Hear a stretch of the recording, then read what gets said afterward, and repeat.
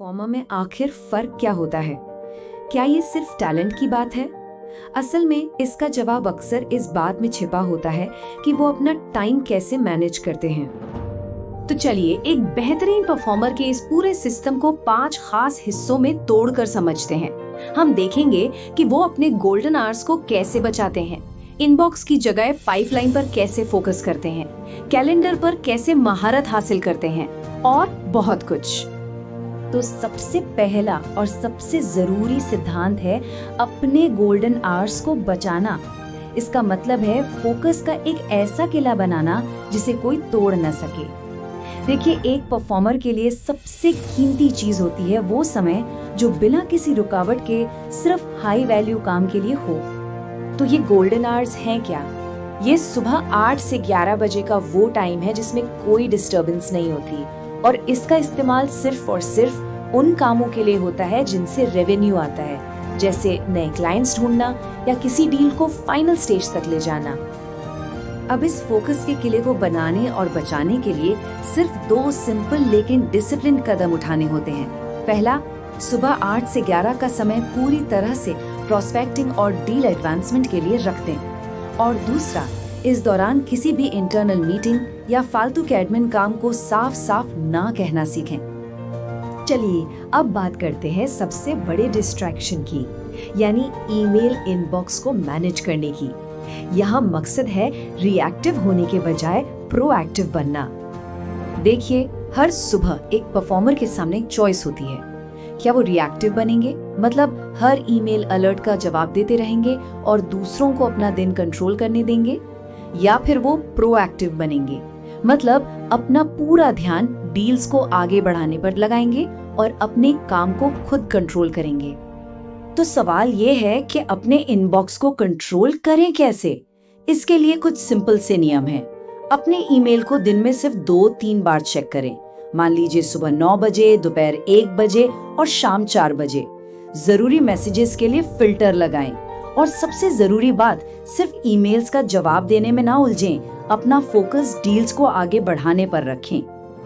अच्छा, इनबॉक्स से अब आते हैं कैलेंडर पर। देखिए, कैलेंडर सिर्फ मीटिंग्स की एक लिस्ट नहीं होना चाहिए। ये प्रोडक्टिविटी का एक बहुत पावरफुल टूल हो सकता है। हमारा मकसद है समय की हर तरह की बर्बादी को खत्म करना। इसकी शुरुआत होती है मीटिंग ऑडिट से, मतलब अपने कैलेंडर पर हर एक मीटिंग को देखिए और खुद से ये 3 सवाल पूछिए। क्या ये मीटिंग छोटी हो सकती है? क्या इसे कोई और अटेंड कर सकता है? या क्या ये काम सिर्फ एक ईमेल से हो सकता है?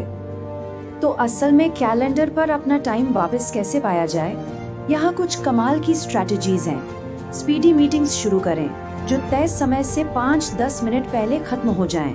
उन सभी फालतू मीटिंग्स को हटा दें जिनका डील्स पर कोई असर नहीं पड़ता, और कॉल की तैयारी में घंटों न लगाएं। सिर्फ प्रोस्पेक्ट्स की मेन प्रॉब्लम्स पर फोकस करें। ठीक है, तो हमने टाइम बचाने और प्लान करने की बात तो कर ली, पर अब सवाल ये है कि जब काम कर रहे हो तो उस टाइम का सबसे अच्छा इस्तेमाल कैसे करें?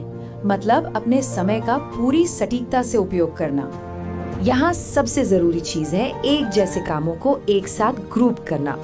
जैसे दोपहर 2 से 3 बजे सिर्फ क्लाइंट फॉलोअप, 3 से 4 बजे सिर्फ नए क्लाइंट्स को कॉल, और फिर 4 से 4:30 बजे एडमिन का काम। ऐसा करने से दिमाग बार बार अलग अलग कामों में नहीं भटकता और मोमेंटम बना रहता है। और अब एक ऐसा नियम जो प्रोडक्टिविटी को पूरी तरह बदल सकता है, और सब कुछ घूमता है सिर्फ एक नंबर के आसपास, वो है 2। इसे कहते हैं 2 मिनट रूल, और ये बहुत ही सिंपल है लेकिन कमाल का असरदार है। अगर कोई काम ऐसा है जो 2 मिनट से कम में हो सकता है तो उसे बात के लिए मत टालिए, उसे तुरंत कर दीजिए। इससे छोटे छोटे काम इकट्ठे होकर बड़ा सरदर्द नहीं बनते। अच्छा, तो असल जिंदगी में ये कैसा दिखता है? सोचिए, एक कॉल खत्म हुई, तुरंत सीआरएम में नोट्स डाल दिए। किसी क्लाइंट का मैसेज आया, फटाफट जवाब दे दिया। टीम को एक छोटा सा अपडेट देना है, तुरंत स्लैक पर भेज दिया। ये सब छोटे काम हैं जिन्हें तुरंत निपटाया जा सकता है।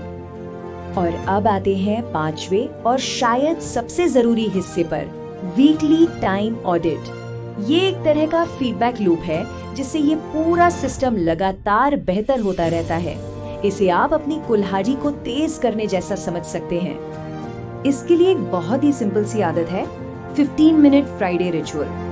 हर हफ्ते के आखिर में बस 15 मिनट निकालकर अपने कैलेंडर को रिव्यू करें।